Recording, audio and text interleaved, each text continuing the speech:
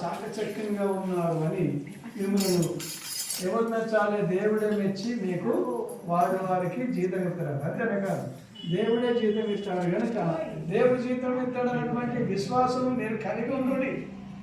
విశ్వాసం కలిగి ఉంటే దేవుడు తప్పకుండా మీకు బహుమానము తీసుకొచ్చిస్తాడు.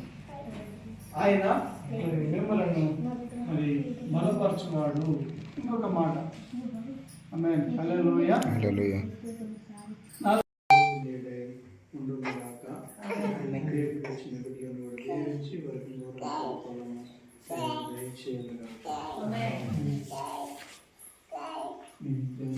అందరికి వందనాలు. హల్లెలూయా, హల్లెలూయా, హల్లెలూయా, హల్లెలూయా. ఓకే.